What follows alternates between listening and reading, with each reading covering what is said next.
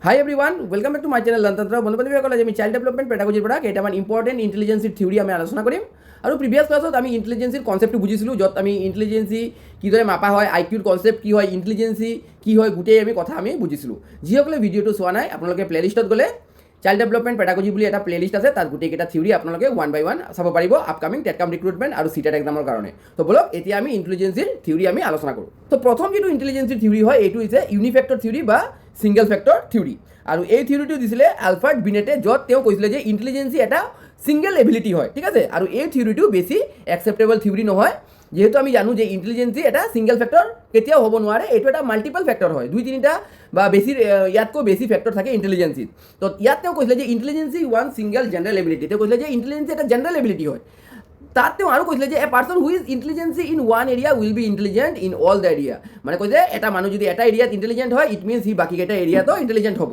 ত' এইটো not accepted theory আৰু আলফাৰ্ড বিনেটে এই থিয়ৰীটো দিছিলে ছিংগল ফেক্টৰ থিয়ৰী ইয়াত মই অসমীয়াতো অনুবাদটো দি দিছোঁ গোটেইকেইটা থিয়ৰীৰ গোটেই ক্লাছৰ আপোনালোকে ইংলিছ এজ ইউজুৱেল অসমীয়াত আপোনালোকে ইয়াৰ ট্ৰান্সলেশ্যন পাই যাব চ' ভিডিঅ'টো উইদাউট স্কিপ কৰাকৈ চাব আৰু আপকামিং টেটকাম ৰিক্ৰুটমেণ্ট আৰু চিটেট যিটো জুলাইত হ'ব তাৰ কাৰণে ভালদৰে প্ৰিপেৰেশ্যন কৰিব আমাৰ চেনেলৰ পৰা তো ইয়াত আপোনালোকে চাব পাৰিছে এক উৎপাদন তত্ত্ব বা ইউনিফেক্টৰ থিয়ৰী আলফাৰ্ড বিনেটেৰ দ্বাৰা ইয়াত যে বুদ্ধিমত্তা হ'ল এটা একক সাধাৰণ ক্ষমতা এজন ব্যক্তি এটা বিশেষ বুদ্ধিমান হ'লে তেওঁ সকলো বিষয়ত বুদ্ধিমান হ'ব মানে কৈছে যে এজন ব্যক্তি যদি এটা ফেক্টৰত এটা বস্তু যদি ইণ্টেলিজেণ্ট হয় ইট মিনছ তেওঁ গোটেইকেইটা ফেক্টৰত মানে ইণ্টেলিজেণ্ট হ'ব কোনোবা যদি মেথছত ইণ্টেলিজেঞ্চ হয় তেনেহ'লে ইয়াৰ মিনছ সি খোৱা বনোৱাটো সি ইণ্টেলিজেণ্ট হ'ব এইটো কেতিয়াও হ'ব নোৱাৰে ঠিক আছে ইয়াৰ পাছত নেক্সট যিটো থিয়ৰী আছে এইটো হৈছে টু ফেক্টৰ থিয়ৰী বাই চাৰ্লছ স্পেয়াৰমেন আৰু এই থিয়ৰীটো চাৰ্লছ স্পেয়াৰমেনে দিছিলে চাৰ্লছ স্পেয়াৰমেনে কৈছিলে যে ইণ্টেলিজেন্সিৰ কেইটা মানে ফেক্টৰ থাকে দুটা ফেক্টৰ থাকে কি ফেক্টৰ থাকে এটা থাকে জেনেৰেল ফেক্টৰ যাক জি বুলি আখ্যা কৰা হয় আৰু এটা আছে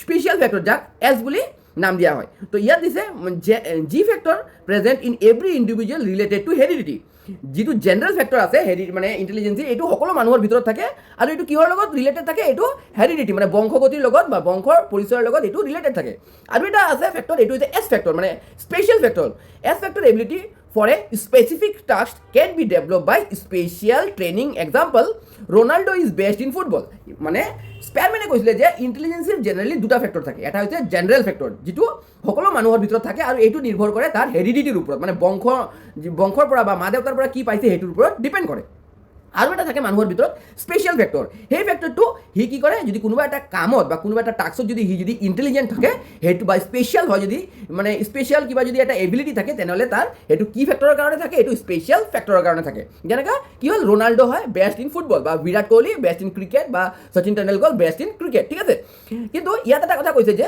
এই যে ৰনাল্ডো বা ধৰক বিৰাট কোহলি যে ইয়াত স্পেচিয়েল ফেক্টৰ আছে তাৰ ভিতৰত ক্ৰিকেট খেলাৰ ৰনাল্ডোৰ ভিতৰত বা বিৰাট কোহলিৰ ভিতৰত কি থাকিব ক্ৰিকেট খেলাৰ এবিলিটি থাকিব কিন্তু এটা কথা মনত হ'ব এই ধৰণৰ মানুহ যোনে ফুটবল খেল বা ক্ৰিকেট খেলত এক্সপাৰ্ট হ'ব বা স্পেচিয়েল কেটাগৰী থাকিব এবিলিটি থাকিব সি কিন্তু তাৰ ভিতৰত এটা জেনেৰেল এবিলিটিও থাকিব বাকীকেইটা খেল খেলাত সেইকাৰণে আপোনালোকে চাব যোনে ফুটবল খেলে সি বেলেগ গেমো খুব ভাল ধৰণে খেলিব পাৰে যেনেকৈ আপোনালোকে চাইছে মেবি বিৰাট কোহলি ক্ৰিকেটটো ভাল খেলে কিন্তু এট দ্য ছেইম টাইম সি ভাল ফুটবলো খেলে ঠিক আছে মানে চিমিলাৰলি আপোনালোকে যদি চায় যে মহেন্দ্ৰ সিং ধোনী সি ইমান ভাল ক্ৰিকেট খেলিছে কিন্তু এট দ্য ছেইম টাইম আপোনালোকে সকলোৱে জানে সি ফুটবলো কিমান ভাল খেলে চ' এইটোৱে কয় যে এই ধৰণৰ জেনেৰেল এবিলিটি বা ঘৰত বেলেগ কিবা কাম কৰাৰ এবিলিটি যেনেকৈ আপোনালোকে জানে যে মহেন্দ্ৰ সিং ধোনী কি আছে তেওঁ খুব ভাল এটা মেকানিকো হয় বাইকৰ মেকানিক বা যিকোনো ধৰণৰ ইঞ্জিন তেওঁ বনাব পাৰে চ' ইয়াৰ পৰা এইটো বুজোৱা হৈছে যে জেনেৰেল এবিলিটি কি হয় মহেন্দ্ৰ সিং ধোনীৰ তেওঁ ইঞ্জিন বনাব পাৰে বাইক বনাব পাৰে ফুটবলো খেলিব পাৰে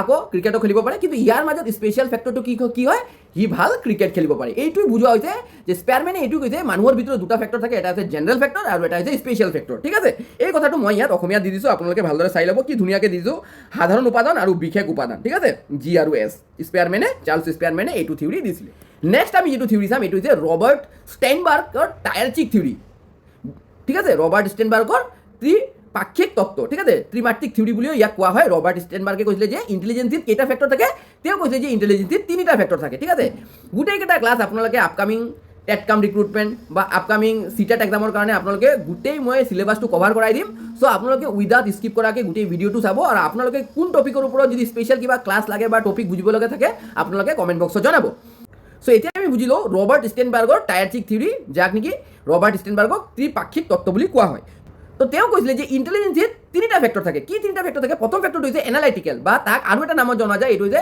কম্পনেনচিয়েল, ঠিক আছে। ইয়াৰ পাছত দ্বিতীয় নম্বৰ যিটো ফেক্টৰ হয় এইটো হৈছে ক্ৰিয়েটিভ বা এক্সপেৰিয়েঞ্চিয়েল, ঠিক আছে, যোনে এক্সপেৰিমেণ্টত থাকিব। আৰু 3 নম্বৰটো আছিলে প্ৰেক্টিকেল বা কণ্টেক্সচুৱেল, ঠিক আছে। এইকেইটা মানে টাৰ্মকেইটা আমি আৰু ভালদৰে বুজিম। ইয়াত আপোনালোকে চাব পাৰিছে যে প্ৰথম মই দিছোঁ the person who is street smart in daily life activity can solve real life problem is known as practical intelligence. মানে যি মানুহৰ ভিতৰত ডেইলি লাইফৰ প্ৰব্লেম যিবোৰ আছে, ডেইলি লাইফত যিবোৰ প্ৰব্লেম আহে, ডে টু ডে যিবোৰ আমাৰ লাইফত যে সমস্যা আহে, এইবোৰ যদি সমাধান কৰিব পাৰে, তাক কি ইণ্টেলিজেঞ্চিৰ আণ্ডাৰত ৰখা হৈছে? তাক প্ৰেক্টিকেল বা কণ্টেক্সচুৱেল ইণ্টেলিজেঞ্চিৰ আণ্ডাৰত ৰখা হৈছে। এইটো এটা মানুহৰ প্ৰেক্টিকেল ইণ্টেলিজেঞ্চি বা কণ্টেক্সচুৱেল ইণ্টেলিজেঞ্চি। এই ধৰণৰ মানুহ যাৰ ভিতৰত প্ৰেক্টিকেল বা কণ্টেক্সচুৱেল ইণ্টেলিজেঞ্চি থাকিব, তেওঁ ডেইলি লাইফৰ যিবোৰ প্ৰব্লেম থাকে, ষ্ট্ৰীট স্মাৰ্ট বুলি কোৱা হয়, ঠিক আছে। এই ৱাৰ্ডটো আহে কেতিয়া? ষ্ট্ৰীট স্মাৰ্ট, ঠিক আছে, সেইকাৰণে মই এড কৰি দিলোঁ। এই ষ্ট্ৰীট স্মাৰ্ট যেতিয়া এড থাকিব টাৰ্মটো, তেতিয়া আপোনালোকে মনত থ'ব এইটো প্ৰেক্টিকেল বা কণ্টেক্সচুৱেল ইণ্টেলিজেঞ্চিৰ কথা কোৱা হৈছে। এই ধৰণৰ মানুহৰ ভিতৰত প্ৰেক্টিকেল বা কণ্টেক্সচুৱেল ইণ্টেলিজেঞ্চি থাকে, যিয়ে মানে যোনে ডেইলি লাইফত যিকোনো ধৰণৰ সমস্যা অতি স্পীডত বা অতি কম সময়ৰ মাজত সমাধান কৰিব পাৰে।